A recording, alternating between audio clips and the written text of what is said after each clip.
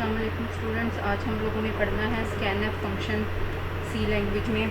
जैसे हम लोगों ने प्रिंटफ फंक्शन पढ़ा था, इसी तरह स्कैनफ फंक्शन जो है वो इनपुट लेने के लिए यूज़ होता है। प्रिंटफ फंक्शन जो था वो आउटपुट देने के लिए यूज़ होता था।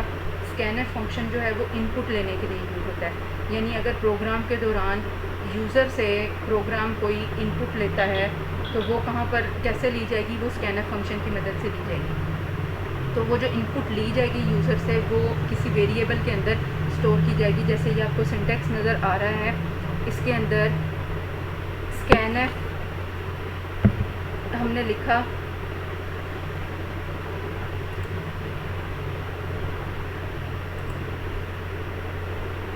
ये स्कैनफ फंक्शन लिखा, आगे लिखा डबल कोट्स में फॉर्मेट स्ट्रिंग आएगी, फिर कॉमा डाल के एंड वेरिएबल 1 या वेरिएबल 2 या वेरिएबल 3, यानी हम इसके अंदर मल्टीपल जो इनपुट्स हैं वो एक ही फंक्शन के अंदर ले सकते हैं। तो फॉर्मेट स्ट्रिंग क्या है? ये जो फॉर्मेट स्ट्रिंग है ये वही फॉर्मेट स्ट्रिंग है जैसे हम लोग प्रिंटफ के अंदर देते थे कि डबल कोट्स के अंदर हम लिख देते थे कि कोई भी जो हमने मैसेज प्रिंट करवाना होता था या जो आउटपुट देनी होती थी, और उसके अंदर मुख्तलिफ फॉर्मेट स्पेसिफायर्स हम यूज़ करते थे। तो इसके अंदर आगे ये जो आ रहे हैं वेरिएबल्स, ये वो वेरिएबल्स हैं जिनके अंदर आउटपुट जो है वो स्टोर होगी। तो वेरिएबल्स जो हैं वो यूज़ होंगे इनपुट को स्टोर करने के लिए। और यहाँ पर आपको वेरिएबल्स के साथ ये जो एंड साइन नज़र आ रहा है, ये वाला, ये यूज़ होता है वेरिएबल की एड्रेस लोकेशन के लिए। यानी वेरिएबल का जो लोकेशन है रैम के अंदर एड्रेस है उसके लिए यहाँ पर हम उसका एड्रेस इंडिकेट कर रहे हैं कि इस एड्रेस पर जो वेरिएबल ये पड़ा हुआ है उस एड्रेस पर जाकर वो वाली इनपुट जो है वो स्टोर की जाए। ठीक है, अच्छा, अब ये जो हम लेते हैं इनपुट, एक तो है कि सिंगल इनपुट ले रहे हैं, तो सिंगल इनपुट लेने के लिए हम कर रहे हैं स्कैनफ, और हमने लिखा एक ही, हम लोगों ने यहाँ पर फॉर्मेट स्ट्रिंग में कोई फॉर्मेट बताया और एक वेरिएबल यहाँ पर हम लोगों ने दे दिया। ठीक है, ये सिंगल इनपुट है। और जब हम लोगों ने मल्टीपल लेनी है तो फिर मल्टीपल लेते हुए हम क्या करते हैं कि डिफरेंट फॉर्मेट स्पेसिफायर्स यूज़ कर रहे हैं, जैसे कि यहाँ पे आपको नज़र आ रहे हैं। और आगे जितने हमने फॉर्मेट स्पेसिफायर यूज़ किए हैं उतने ही हम क्या करते हैं वेरिएबल्स जो हैं वो आगे यूज़ करें। तो इसकी एक एग्जांपल हम लोग देख लेते हैं कि प्रोग्राम बना के देखते हैं।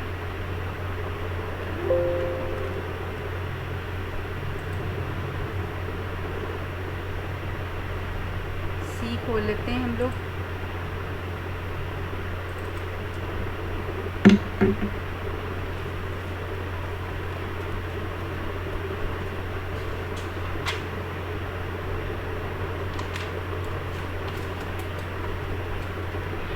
ये हमारा लास्ट जो हमने प्रोग्राम बनाया था वो शो हो रहा है, इसको हम क्लोज कर दें। न्यू, इसको पहले सेव कर लेते हैं। प्रोग्राम का नाम हम रखते हैं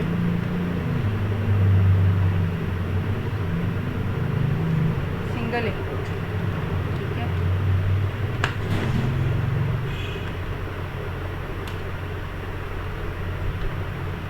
और इसको ओके कर दें।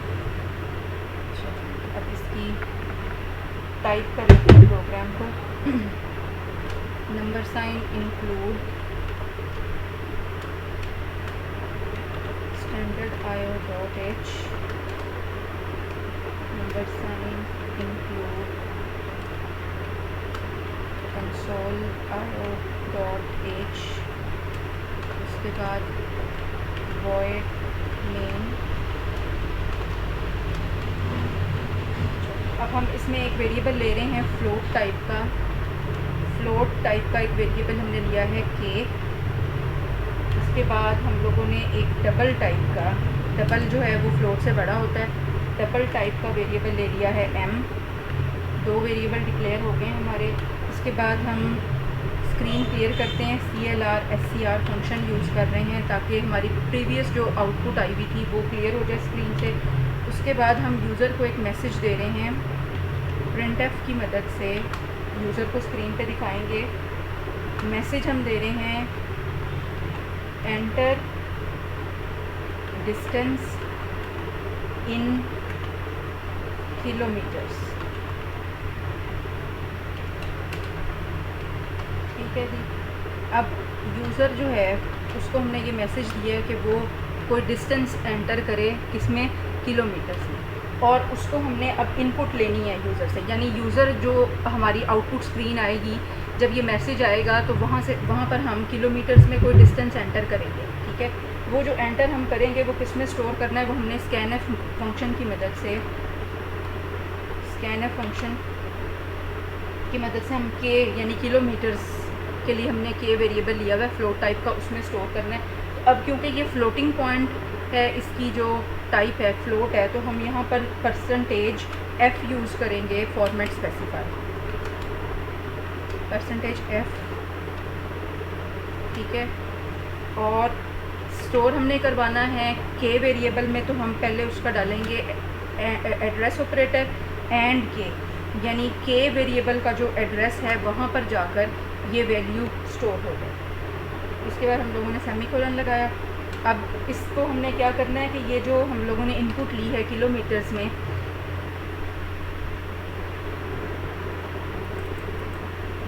इसको हमने कन्वर्ट करना है मीटर्स में। तो हम कहते हैं m, जो हमने वेरिएबल लिया था m = हम कह रहे हैं k मल्टीप्लाई बाय 1000 से जब हम मल्टीप्लाई कर देंगे तो वो जो किलोमीटर्स हैं वो कन्वर्ट हो जाएंगे इनटू मीटर्स।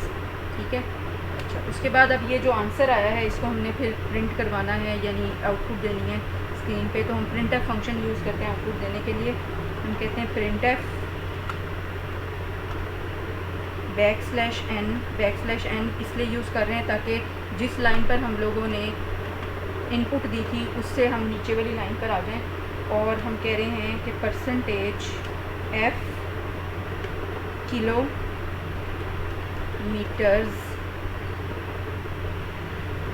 = %f मीटर्स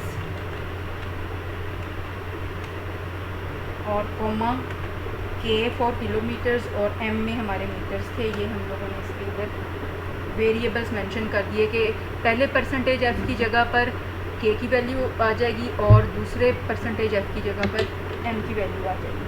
और अब हम लोगों ने प्रोग्राम ख़त्म करना है, तो हम यहाँ पर लिखते हैं get ch और मेन के डिलीमीटर्स क्लोज करने हैं। अब इसको हम करते हैं कंपाइल। एरर्स आ गए, क्या एरर आ गए? यहाँ पर हम लोगों ने डबल कोट्स क्लोज नहीं किए।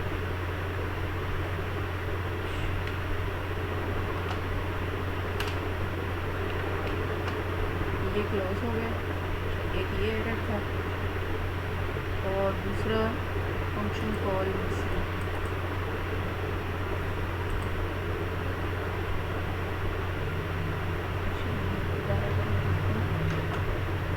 अब एरर्स नहीं आए, अब इसको रन करते हैं। चलेंगे, अब ये हमसे पूछ रहा है enter distance in kilometres. Suppose मैंने यहाँ पर डाला 40.5 किलोमीटर्स। ठीक है, पॉइंट वाली वैल्यू एंटर करनी थी। अब मैं एंटर का बटन दबाऊंगी, ये मैंने इनपुट खुद से एंटर किया है। ये देखिए, मैं दोबारा एंटर करके दिखाती हूँ। 40.5 मैंने लिखा है यहाँ पर कीबोर्ड से। एंटर का बटन दबाऊंगी तो मुझे ये जो किलोमीटर्स मैंने एंटर किए हैं ये मुझे मीटर्स में चेंज होके मिलेंगे। तो ये आपको आंसर मिल गया कि 40.5 आगे वो 6 डिजिट्स पूरे करने के लिए ज़ीरोज़ लगा दिए। Kilometres = 40500.0000 metres. तो इसमें हुआ क्या है कि जब मुझे ये printf फंक्शन की मदद से मैसेज मिला कि मैं डिस्टेंस एंटर करूं, मैंने ये जो 40.5 एंटर किया था, ये स्कैनएफ फंक्शन की मदद से, ये इस स्कैनएफ फंक्शन की मदद से जो मैंने 40.5 इस जगह पर एंटर किया था वो k के अंदर चला गया। ठीक है, फिर जब हमारे पास m वेरिएबल था, हमने कहा हुआ था m = k multiply by 1000। k में जितनी भी वैल्यू आई उसको 1000 से मल्टीप्लाई किया और आंसर जो आया वो किस में चला गया, m वेरिएबल में। और फिर हमने उन दोनों वेरिएबल्स की वैल्यूज़ को प्रिंट करवा दिया कि %f किलोमीटर्स यानी जो किलोमीटर्स की वैल्यू थी वो और जो मीटर्स की नई वैल्यू आई थी वो दोनों आपस में बराबर करके हमने दिखा दिया कि इतने किलोमीटर्स जो हैं वो इतने मीटर्स के बराबर हैं।